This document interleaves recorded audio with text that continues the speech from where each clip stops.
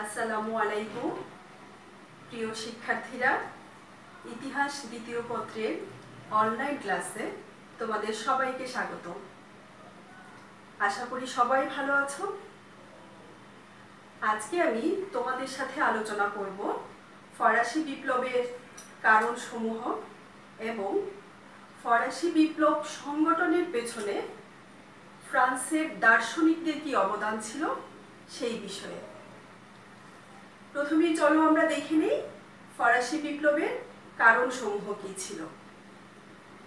কোনো একটি কারণে ফরাসি বিপ্লব সংগঠিত হয়নি। অনেক দিনের রাজনৈতিক অনিয়ম, সামাজিক বিশৃঙ্খলা, বৈষম্যমূলক অর্থনীতি, দার্শনিকদের আবির্ভাব, এরকম আরো অনেকগুলো কারণের সমাবেশের ফলে ফ্রান্সে ফরাসি বিপ্লব সংগঠিত হয়েছিল। ফরাসি বিপ্লবের কারণসমূহ প্রাক বিপ্লব যুগে ফ্রান্সের সামাজিক, অর্থনৈতিক, রাজনৈতিক অবস্থার মধ্যে খুঁজে পাওয়া যায়। আলোচনার সুবিধার জন্য আমি কারণসমূহকে প্রধান তিনটি ভাগে ভাগ করেছি: রাজনৈতিক, সামাজিক এবং অর্থনৈতিক। আমি প্রথমেই দেখে নিচ্ছি ফরাসি বিপ্লবের পেছনে রাজনৈতিক কারণগুলো কি ছিল। ফরাসি বিপ্লবের অন্যতম কারণ ছিল রাজনৈতিক। প্রথমেই আছে স্বেচ্ছাচারী রাজতন্ত্র। তোমরা জানো ফরাসি রাজারা ঈশ্বর প্রদত্ত রাজক্ষমতায় বিশ্বাসী ছিল। রাজারা ছিল রাষ্ট্রের সর্বময় ক্ষমতার অধিকারী। ফরাসি রাজারা রাষ্ট্রের সর্বময় ক্ষমতা নিজেদের হাতে কুক্ষিগত করে রাখে এবং কেন্দ্রীভূত করে রাখে। ফলে রাষ্ট্রে ব্যক্তি স্বাধীনতা বলতে কিছুই ছিল না। চতুর্দশ লুই নিজেই বলতেন, আই এম দি স্টেট, আর ষোড়শ লুই বলতো, আমি যা ইচ্ছা করি তাই আইন। জনগণ রাজাদের এই স্বৈরাচারী রাজনীতির কারণে রাজাদের বিপক্ষে চলে যায়। ফরাসি রাজারা গ্রেফতারি পরোয়ানা জারি করে যে কোনো লোককে বিচারের নামে কারারুদ্ধ করে রাখত। ফলে ফ্রান্সের জনগণ রাজাদের বিপক্ষে চলে যেতে থাকে, যা বিপ্লবের পটভূমি তৈরি করে। এরপরে আমরা দেখব রাজশক্তির দায়িত্বহীনতা। রাজারা সর্বময় ক্ষমতার অধিকারী ছিল, কিন্তু তারা রাষ্ট্রীয় শাসন কাজে তাদের যে দায়িত্ব, সেই দায়িত্ব সঠিকভাবে পালন করত না। আমরা যদি চতুর্দশ লুইয়ের আমল দেখি, চতুর্দশ লুই স্বৈরাচার রাজা হলেও তিনি জনগণের কল্যাণের কথা চিন্তা করতেন। ফলে তার প্রতি ফ্রান্সের জনগণের তেমন একটা ক্ষোভ সৃষ্টি হয়নি। কিন্তু তার পরবর্তীতে যারা ছিল, পঞ্চদশ লুই এবং ষোড়শ লুই, তারা উভয়ই ছিল অকর্মণ্য, অযোগ্য শাসক। ফলে ফ্রান্সের জনগণ তাদের প্রতি রুষ্ট ছিল। এই অবস্থায় এইসব দুর্বল রাজারা ফ্রান্সের যে কি বলা যায়, এইসব দুর্বল রাজারা ফ্রান্সের যে পররাষ্ট্রনীতির ক্ষেত্রেও ব্যর্থতার পরিচয় দেয়। ফলে জনগণ তাদের বিরুদ্ধে ক্ষেপে যায় এবং তাদের মনে ক্ষোভ জন্ম হয়। সেই ক্ষোভ থেকে বিপ্লবের সৃষ্টি হয়। 3 নম্বরে আছে দুর্নীতিপরায়ণ শাসন ও বিচার ব্যবস্থা। প্রাক বিপ্লব যুগে সমগ্র ফ্রান্সকে 40টি ক্ষুদ্র ক্ষুদ্র ভাগে ভাগ করা হয়েছিল। প্রত্যেক ভাগে একজন করে সরকারি কর্মচারী নিয়োজিত ছিল।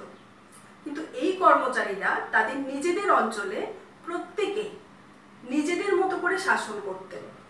রাজারা তাদেরকে নিয়ন্ত্রণ করতে পারত না। এর পেছনে দায়ীও ছিল ফ্রান্সের রাজারা। কারণ এই কর্মচারীদের দায়িত্ব এবং ক্ষমতা, অর্থাৎ কোন কোন বিভাগের প্রতি কি কি বিষয়ে তারা দায়িত্ব পালন করবে, এই বিষয়টা নির্ধারিত না থাকায় তারা নিজেদের ইচ্ছে মতো শাসন কার্য পরিচালনা করতে থাকে। ফলে দেখা যায় যে গোটা ফ্রান্সে একটা বিশৃঙ্খলা এবং অরাজকতার সৃষ্টি হয়। এই সময়ে বিচার ব্যবস্থাও কুলসিত ছিল। বলা যায় যে নিরপেক্ষ বিচার ব্যবস্থা তখন অনুপস্থিত ছিল। গোটা ফ্রান্সে প্রায় 400-র মতো আইন প্রচলিত ছিল। এই ছিল ফ্রান্সের গোটা অবস্থা। এরপরে আছে ইন্টেন্ডেন্টগণের অত্যাচার।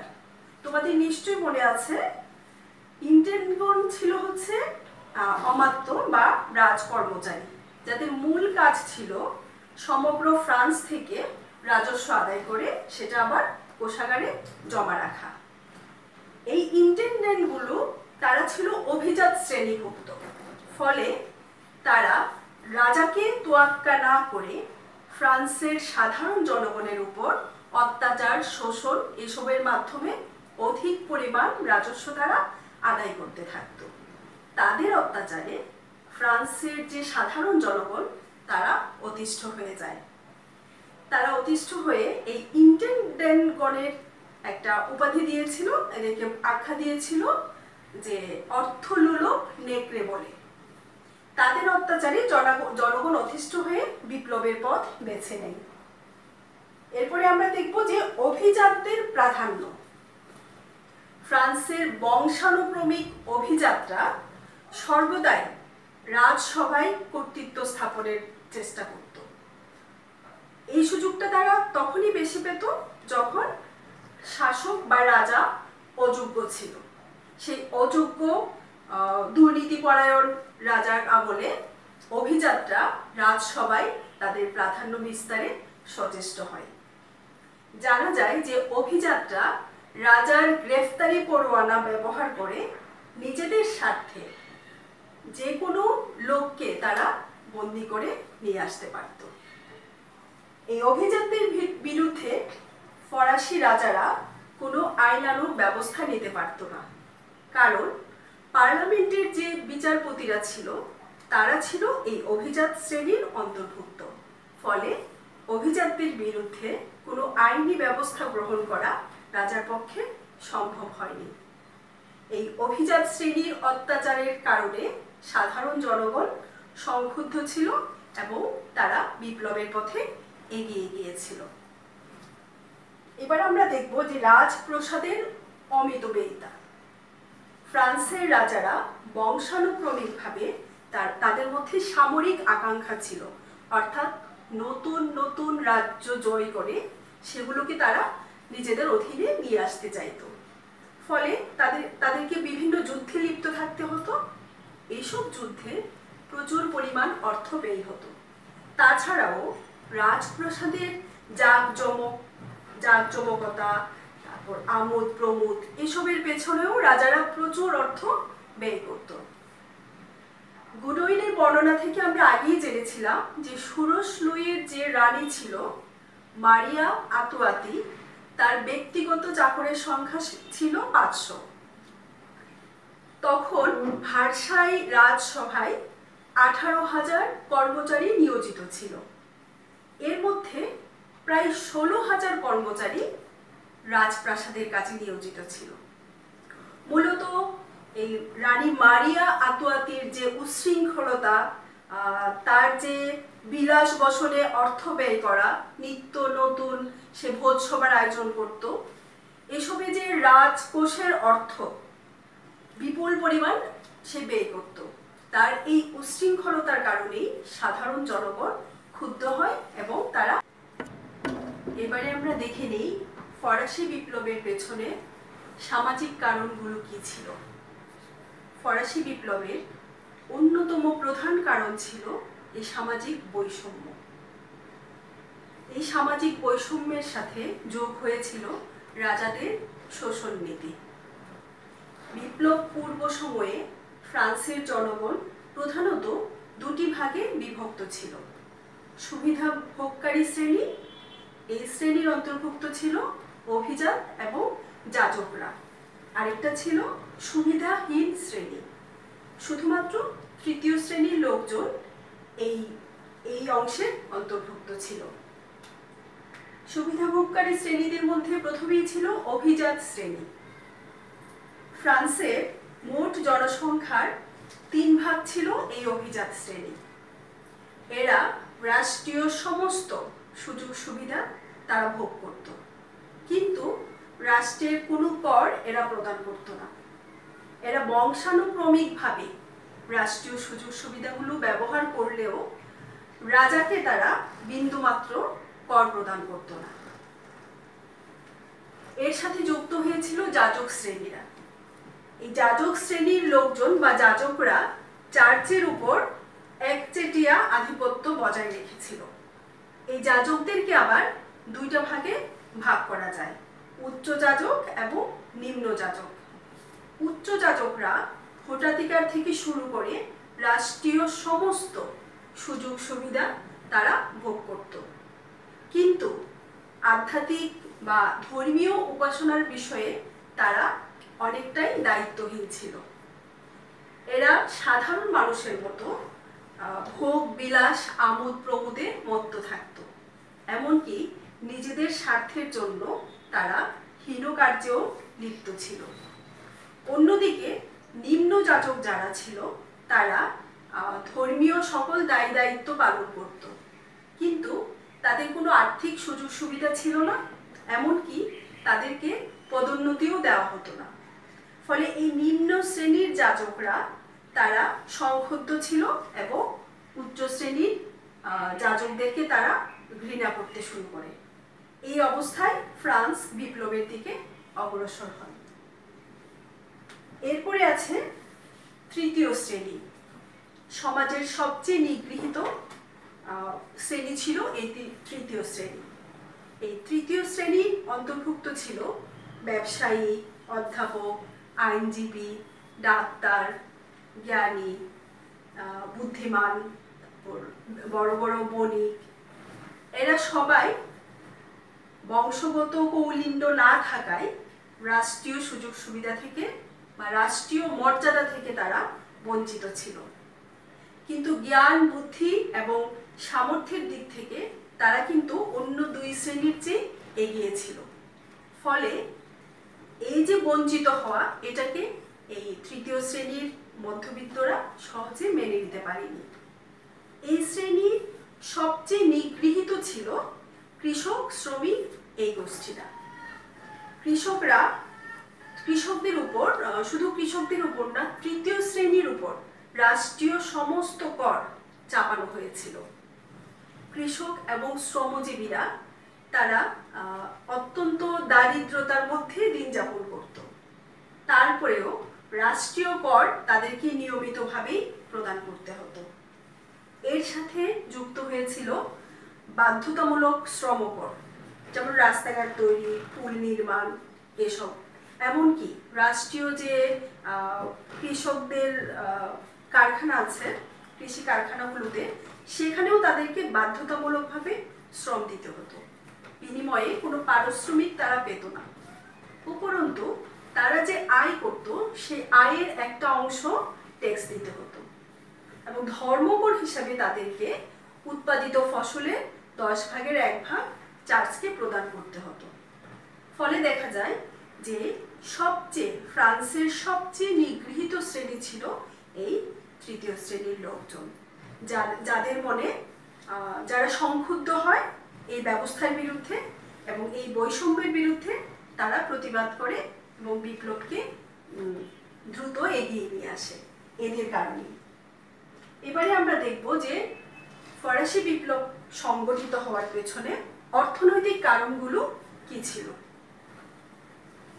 ফ্রান্সের সেই সময়ে অর্থনৈতিক কারণগুলোর মধ্যে আমরা দেখব যে কর নির্ধারণ পদ্ধতি। কর নির্ধারণ পদ্ধতি কি ছিল? যে ফ্রান্সের রাজারা কর কাদের কাছ থেকে নিবে সেই নির্ধারণের ক্ষেত্রে তারা পক্ষপাতদুষ্ট ছিল এবং অন্যায়মূলক ছিল। কারণ যাদের কর দেওয়ার ক্ষমতা ছিল তাদেরকে কর প্রদান থেকে অব্যাহতি দেওয়া হয়েছিল, আর তৃতীয় শ্রেণীর উপর রাষ্ট্রের সমস্ত কর চাপিয়ে দেওয়া হয়েছিল, যারা আসলে কর দেওয়ার মতো ক্ষমতা আসলে তাদের ছিল না। এই যে কর নির্ধারণ পদ্ধতি, এই কারণে ফ্রান্সের লোকজনের মনে ক্ষোভ জমা হয়, ফলে তারা বিপ্লবের দিকে এগিয়ে যায়। এরপরে যদি আমরা দেখি যে অর্থনৈতিক বৈষম্য, ফ্রান্সের জনগণের চার ভাগ ছিল অভিজাত এবং যাজক শ্রেণী। কিন্তু ফ্রান্সের যে মোট জাতীয় সম্পদ, সেই সম্পদের 40 ভাগ ছিল এদের অধিকারে, আর বাকি 60 ভাগ ছিল ওই 96 ভাগ তৃতীয় শ্রেণীর হাতে। 40 ভাগ সম্পদের অধিকারী হয়েও তারা রাষ্ট্রকে কোনো প্রকার কর দিত না।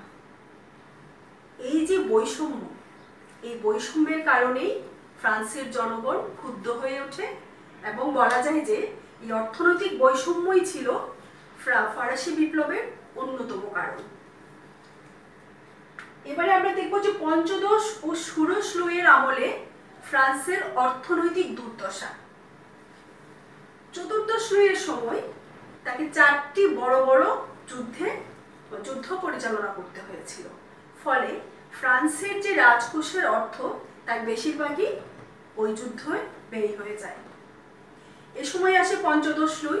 পঞ্চদশ লুই আসার পর তখন শুরু হয় সপ্তবর্ষব্যাপী যুদ্ধ এবং পোল্যান্ডের উত্তরাধিকার নিয়ে যুদ্ধ। সেই সব যুদ্ধে খরচ ব্যয় নির্বাহের জন্য রাজাকে ঋণ নিতে হয়। তারপরেও দেখা যায় পঞ্চদশ লুই বিলাস বসন আমোদ প্রমোদের রাষ্ট্রীয় অর্থ প্রচুর পরিমাণে খরচ করে ফেলে। এই অবস্থায় আসে ষোড়শ লুই। ষোড়শ লুই ক্ষমতায় এসে এই অর্থনৈতিক অবস্থাকে পুনর্গঠনের চেষ্টা করেন। তার মন্ত্রীদের সাহায্যে তিনি রাষ্ট্রের যে অর্থনৈতিক দুরবস্থা সেটা সমাধান করার চেষ্টা করেছিলেন, কিন্তু তিনি ব্যর্থ হন। কারণ ষোড়শ লুইয়ের সময়ে আমেরিকার স্বাধীনতার যুদ্ধের জন্য ফ্রান্সকে 100 কোটি লিভরা ঋণ গ্রহণ করতে হয়। এই অবস্থায় ফ্রান্সের অর্থনীতি ভঙ্গুর অবস্থায় পড়ে। এই অবস্থা থেকে পরিত্রাণের জন্য ষোড়শ লুই অভিজাত এবং যাজক শ্রেণী, যারা করের আওতা থেকে মুক্ত ছিল, তাদের উপর কর চাপানো হয়। কিন্তু অভিজাত ও যাজকরা একসাথে রাজার বিরুদ্ধে চলে যায় এবং এই ভঙ্গুর অর্থনীতির জন্য ষোড়শ লুইকেই তারা দায়ী মনে করে। ফলে ষোড়শ লুই এই অবস্থা সামাল দিতে ব্যর্থ হয় এবং তিনি 200 বছর পরে জাতীয় সভা। প্রিয় শিক্ষার্থীরা, তাহলে চলো এবার আমরা জেনে নেই এই ফরাসি বিপ্লব সংগঠিত হওয়ার পেছনে ফ্রান্সের দার্শনিকদের কি অবদান ছিল। আসলে যে কোনো বিপ্লব বা আন্দোলন, এসবের পেছনে দার্শনিকদের একটা বড় অবদান থাকে। ফরাসি বিপ্লব সংগঠিত হওয়ার পেছনেও ফ্রান্সের দার্শনিকদের অনেক অবদান ছিল। মূলত অষ্টাদশ শতাব্দী ছিল জ্ঞান বিজ্ঞানের জ্ঞানের যুগ, জ্ঞান দীপ্তির যুগ। এই সময় ফ্রান্সের দার্শনিকদের মধ্যে যুক্তিবাদের বিকাশ ঘটে। ফলে প্রচলিত যে রাষ্ট্রীয় এবং সমাজ ব্যবস্থা আছে তাকে তারা না মেনে বরং যুক্তির আলোকে এর ত্রুটি বিচ্যুতিগুলো বিশ্লেষণ করার চেষ্টা করে। এর ফলে দেখা যায় যে এই সময়ে তারা তাদের লেখনীর মাধ্যমে এই ত্রুটি বিচ্যুতিগুলো, অর্থাৎ প্রচলিত ত্রুটি বিচ্যুতিগুলো তারা তুলে ধরে এবং সাধারণ মানুষকে তারা জাগ্রত করতে সক্ষম হয়েছিল। ফ্রান্সের কয়েকজন বিখ্যাত দার্শনিকের সম্পর্কে আমরা এখন একটু জেনে নিব। তাহলে চলো একটু দেখে নিই। সেই সময়ে ফ্রান্সে যেসব দার্শনিকের আবির্ভাব হয়েছিল তার মধ্যে বিখ্যাত ছিল চার্লস মন্টেস্কু, ভলতেয়ার, জাঁ-জ্যাক রোসো এবং ডেনিস দিদেরো। চলো আমরা একটু তাদের সম্পর্কে জেনে নিই।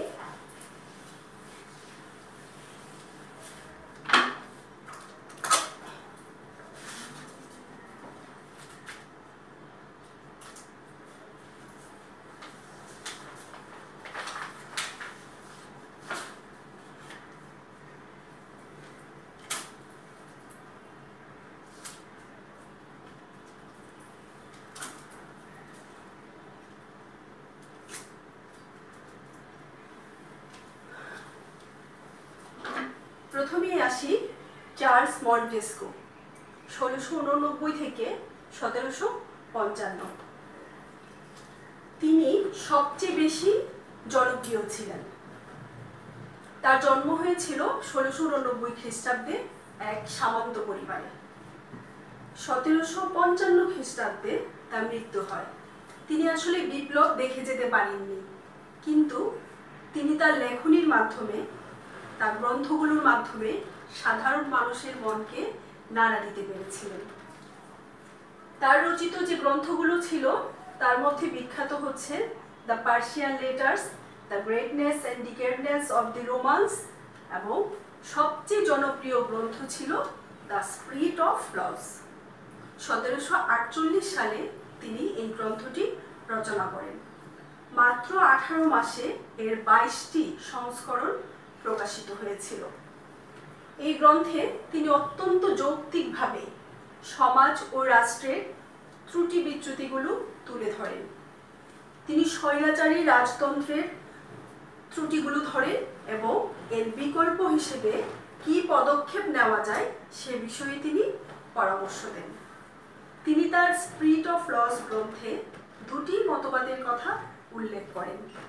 এক হচ্ছে কোন অঞ্চলে কি ধরনের আইন বা সংগঠন হবে তা নির্ভর করবে সেই দেশের বা সেই অঞ্চলের প্রাকৃতিক পরিবেশ এবং তার প্রথার উপর। তার আরেকটা গুরুত্বপূর্ণ মতবাদ ছিল ক্ষমতার বিভাজন তত্ত্ব। এই ক্ষমতার বিভাজন তত্ত্বে তিনি স্বেচ্ছাচারী রাজতন্ত্রের ত্রুটি বিচ্যুতিগুলো তুলে ধরেছিলেন।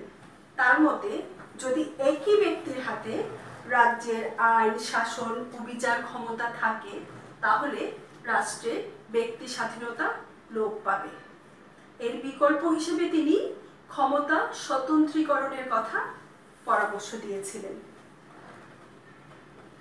এরপরে আমরা দেখব ভলতেয়ার। ভলতেয়ার ছিল তার ছদ্মনাম। ভলতেয়ার এই ছদ্মনামের আড়ালে তার প্রকৃত নাম হারিয়ে যায়। ভলতেয়ারের প্রকৃত নাম ছিল মেরি ফ্রান্সোয়া আরওয়েত। ভলতেয়ার ছিলেন অনন্য প্রতিভার অধিকারী। তিনি একই দিকে নাট্যকার, সমাজসেবক। ভলতেয়ার ছিলেন অনন্য প্রতিভার অধিকারী। তিনি একই সাথে নাট্যকার, ঔপন্যাসিক, ছোট গল্পকার, ইতিহাসবিদ এবং দার্শনিক। তাকে ফরাসি নবজাগরণের প্রাণ পুরুষ বলা হয়। তার বিখ্যাত গ্রন্থগুলো হচ্ছে কাদিত, চতুর্দশ লুইয়ের শতাব্দী, দার্শনিক অভিধান, পরিপন।